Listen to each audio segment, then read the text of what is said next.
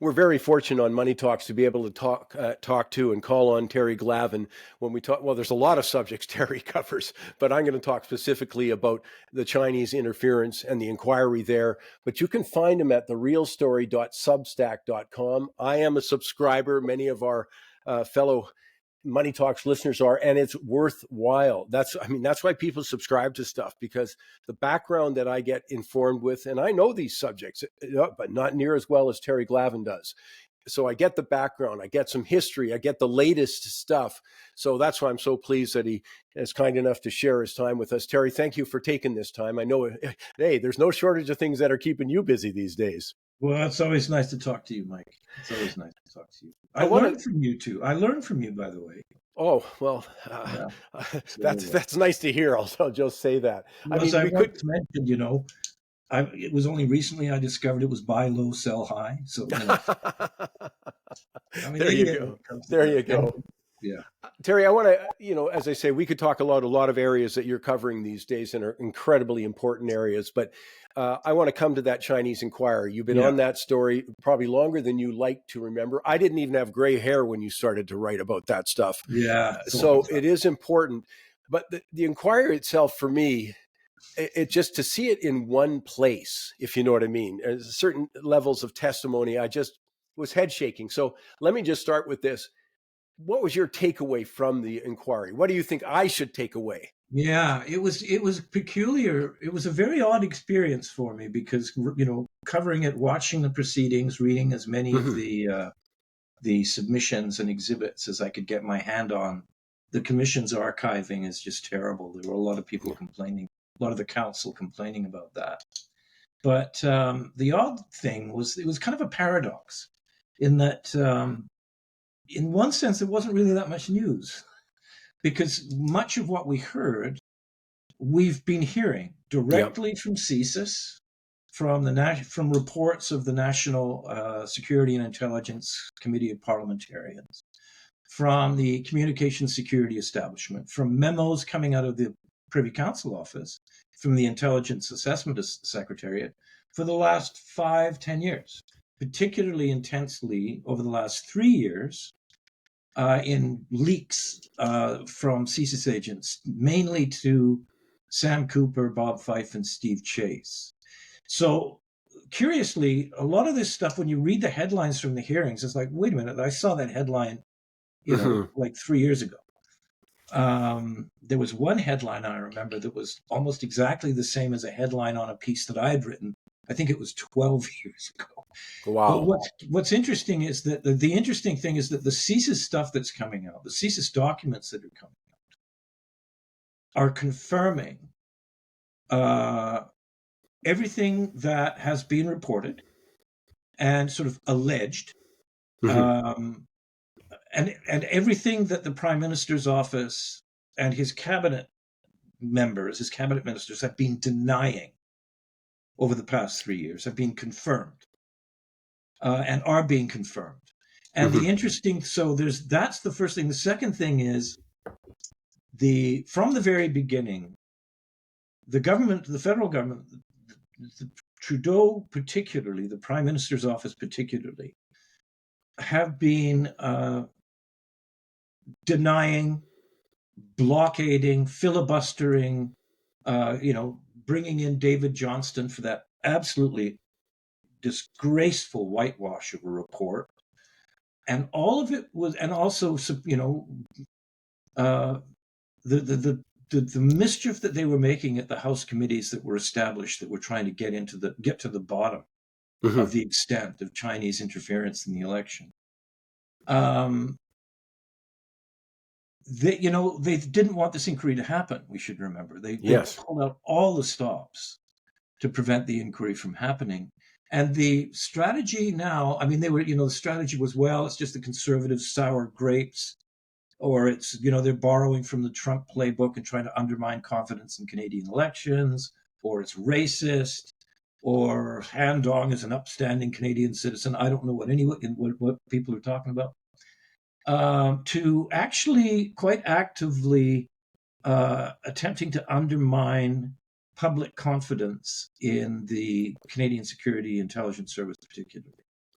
That was certainly one of my takeaways. I was Yeah, shocked that's really at how dangerous. critical they were to deflect, and that's why I was glad that Mr. Vigneault came back Yeah, to that was basically say, "Are you extraordinary. kidding me? Are you kidding me?" Extraordinary. You know, I mean, Yeah, they were out like, you know, lie is a strong word, but it's justified when someone says this didn't happen and it did. You know, yeah, when they're saying, "Oh, I didn't really hear this, I didn't read it," and he says, "I think it was off the top of my head. I gave it to you 22 times." You yeah. know, Actually, 34 times. okay, yeah, 34 different CSIS documents since 2018 have gone into these subjects very, very, very intensely.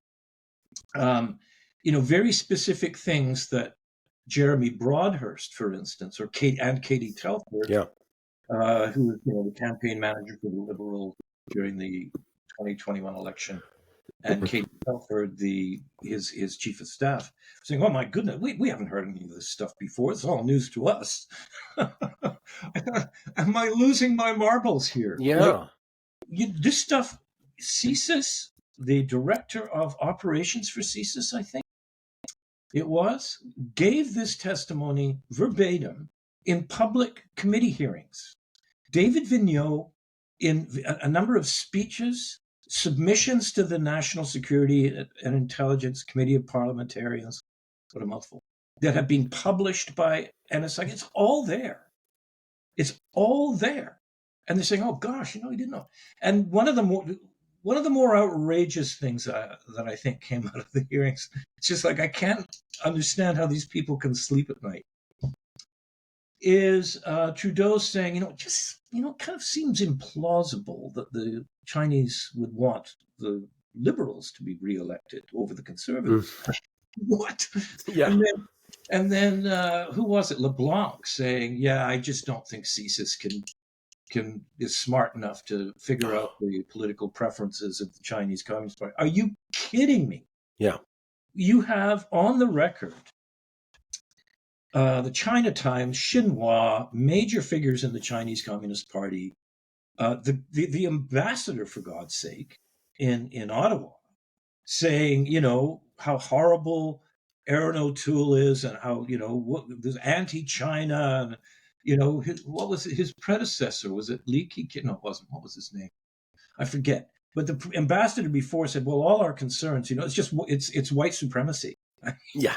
They wanted a liberal minority government. They wanted Aaron O'Toole's career to be destroyed.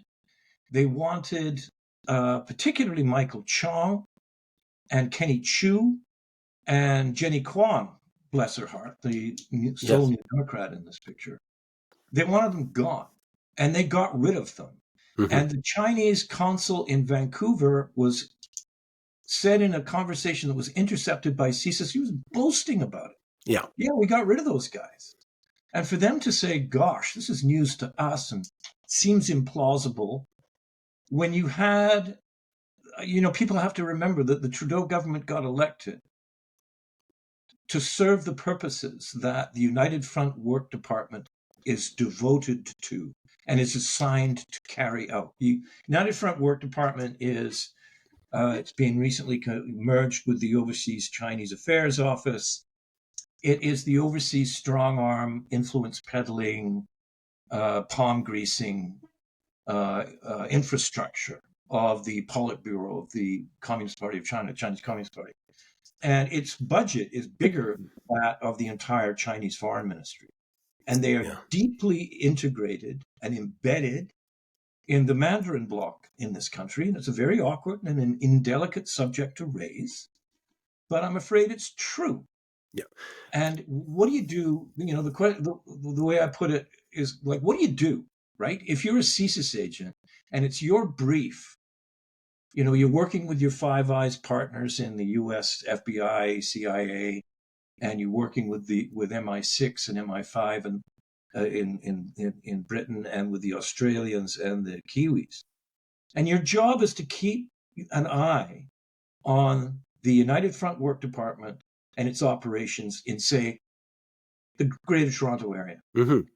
And you find very, very quickly that all of the senior operatives in the United Front Work Department are indistinguishable from the senior fundraising, king-making, candidate selection individuals in the Liberal Party of Canada. What do you do?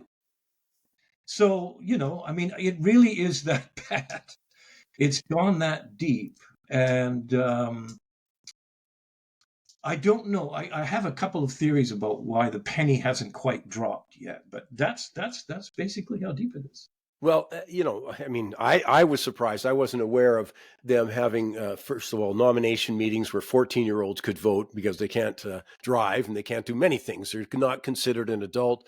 And then we find out, and thanks to you at therealstory.substack.com, you were writing about the fact that the United Front work group was actually threatening the students who were getting bussed in. You better vote this way. You better cooperate. And I don't know what I expected, but that was obviously a revelation to me, but a shocking one. Yeah, and here's Han Dong, and both Han Dong and Trudeau have behaved from the very beginning. When I say the very beginning, I mean I guess it was it February 2023, or was it anyway when Sam Cooper's story started to break. Mm-hmm. Denying up and down that this had been happening. And then, the more granular detail we started to get on it, Han Dong has changed his story 3 or 4 times. Yeah.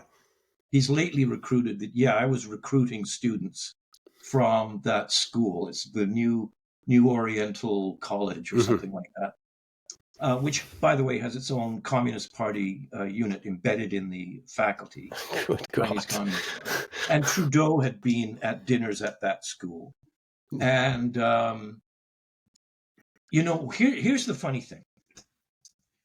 You don't actually need a CSIS. If you pay really close attention over the years and you develop contacts in the community, mm-hmm. It's not like they didn't know. They knew. Yeah. They knew before Sam Cooper's stories came out.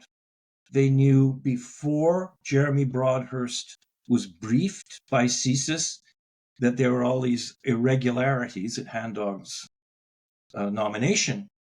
They knew before Broadhurst advised Trudeau, briefed Trudeau on what CSIS had told him. They knew before the candidate election itself, months before they knew. Anybody paying attention knew. Mm-hmm. I knew. Yeah. I talked to Gerald Butts about this. I said, what is the deal? Yeah. Han Dong is their guy. He had made his announcement that he was going to run for the Liberal nomination in Don Valley North from the headquarters of the main United Front Work Department structure in the Greater Toronto Area, which is the Confederation of Chinese Canadian Organizations, I think it's called.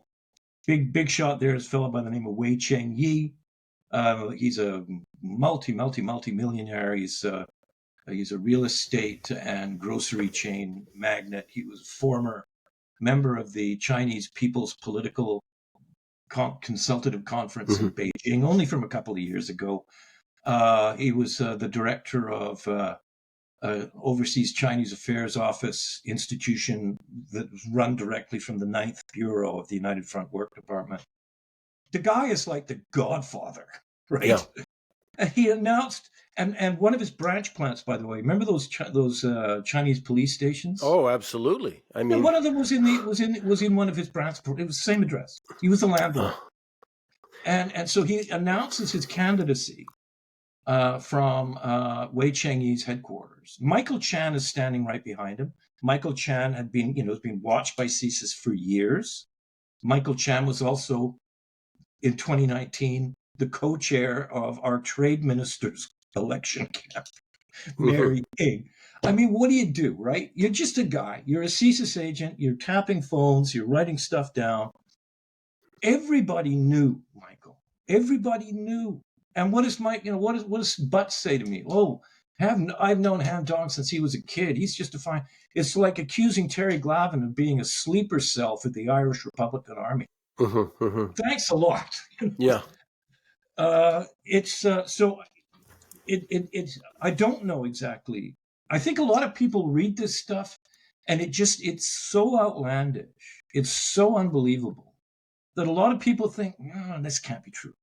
Or it's It's maybe interesting. conservatives saying outrageous things. Interesting you're saying that, though, because that's exactly what my impression is too. This can't be true. Are you kidding me? They've got Chinese police stations in Canada. You're kidding me. They're training the Chinese police in Banff.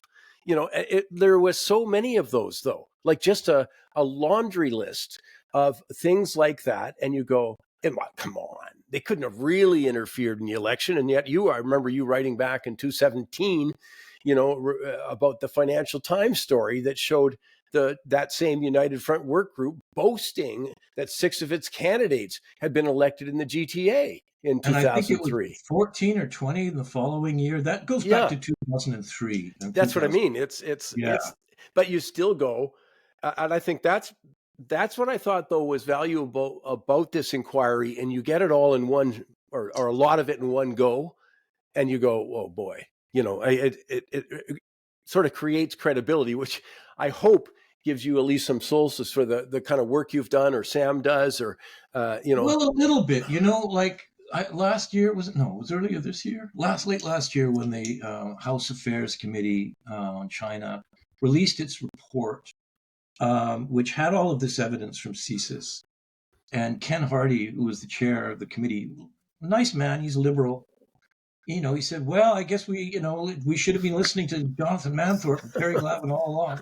Well, that's very nice if you can. But you know what? It doesn't seem to have really yeah, made a difference. And I think part of the difficulty is we've been covering this story under the sort of rubric of foreign interference, yes, right?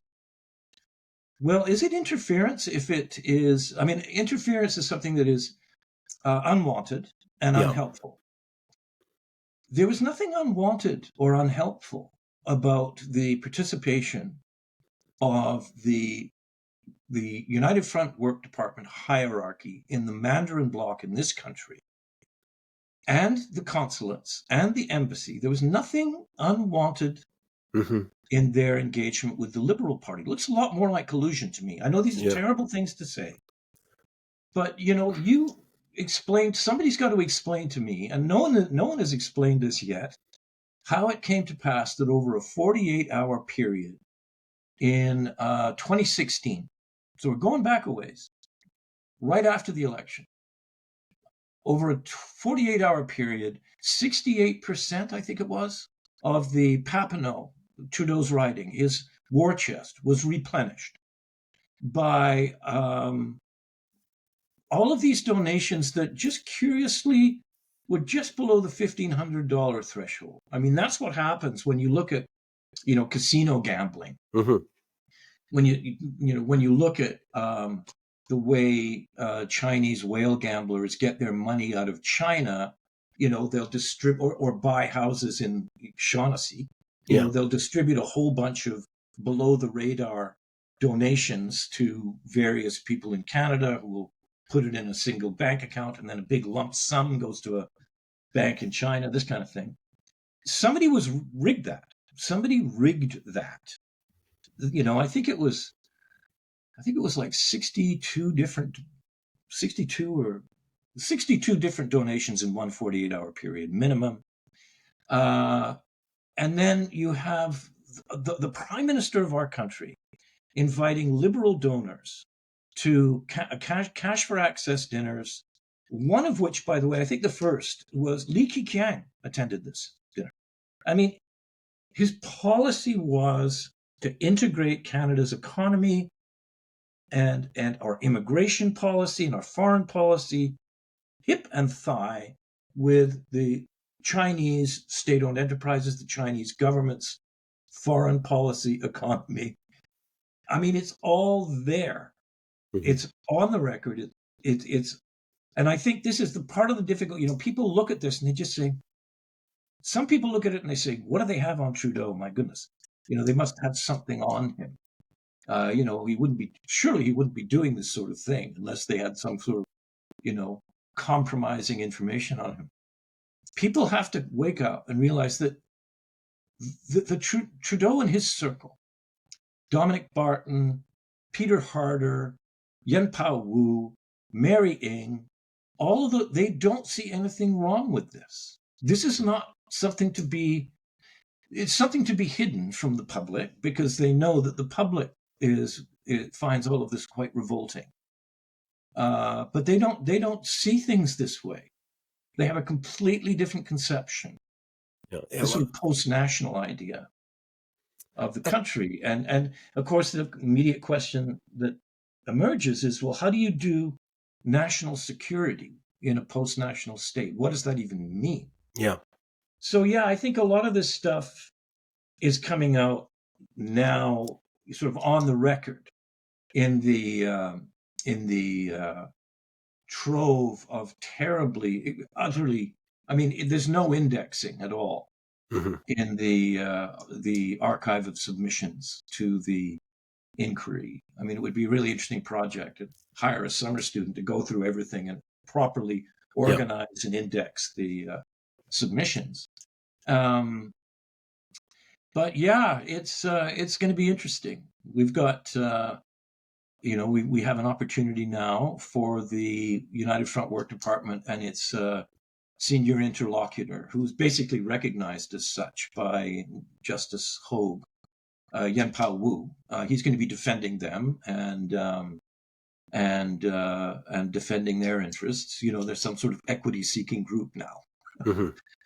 Well, it's been an overwhelming task to keep on top of it. That I'm not telling you anything because you've been keeping on top of it, and I appreciate your time here. But there's so many more chapters to go in this story that I hope I can call on you. But in the meantime, sorry to bang on like this. This should really be more of a conversation, but it's it's overwhelming. There's just so much.